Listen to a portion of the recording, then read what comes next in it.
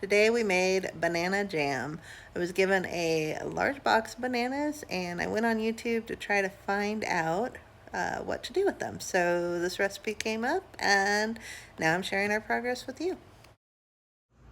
I have about 7 bananas in there. I'm going to mash them down. We're going to do a 1-to-1 ratio with sugar, so I need to measure them out. I'll be back after I mash them down. I'm using a potato masher. So a potato masher has to be about the most satisfying thing in the world. I'm gonna go ahead and get this mashed up and measure it out, and I will be back. So approximately 3.5 cups here. Just making a mess, but get it glopped out. Okay, scoop the rest of that out, and then we'll add the sugar. We're gonna add 3.5 cups of sugar. Bananas are all in there. They didn't completely get mashed, but that's okay. We're gonna add the sugar and keep mashing. There we go. Got the sugar measured out. I'll pour that in there. I will scrape down the sides when I'm not holding my camera one-handed. So I'm mixing all mine in a bowl because my potato masher is metal and I don't want to scrape up my pan. But the recipe I was following, they actually did the mixing in the pan, and we're gonna do that. I just want to get it a little more mashed and a little more blended before I transfer it over. All right, we're gonna want 1 tablespoon of lemon juice for each cup that we have. So we're gonna do 3.5 tablespoons. The recipe I had says you can use either fresh or bottled lemon juice.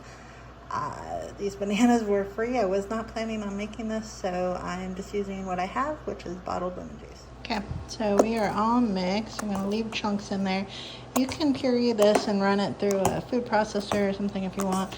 I actually like the more rustic chunks, so that's what we're going with. I'm now going to transfer it into a heavy-bottomed Dutch oven and cook it on the stove. Okay, so we have it all transferred over. Put it on medium. My burners are different directions, so I can never tell. I don't mind the black thing hanging out in there. That's part of the banana. Okay. I'm just going to stir this on medium heat.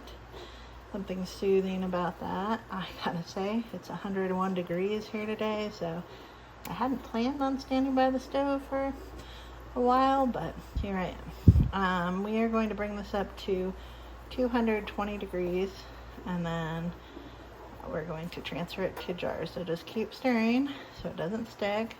Make sure you have your candy thermometer or other thermometer out so you can keep track of it. Stir constantly. Okay, we're at 220. That took a decent amount of effort. I'm going to transfer it over and we're going to fill the jars. My jar's been sanitized. I have my funnel. I'm just going to use that ladle, and we're going to transfer them in one at a time. And I don't think I can actually transfer them one-handed, so I'm just going to fill them. We'll leave 1/2 inch of headspace, and I'll be back. So this looks amazing. We are trying it one-handed. Just look how good that looks. Smells good, looks good. I am so looking forward to it. I've never actually had this before.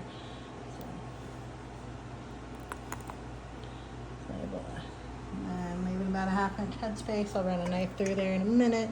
Just get the air bubbles out. I'm going to fill the other jars. I realized I didn't get my rings out ahead of time, so here's some canned goods. But yeah, I just hang them from a nail with the stick on the bottom. It works pretty good. Okay, these just came out. They've been canned. They all popped. Wonderful, wonderful sound that was. And I am looking forward to eating them.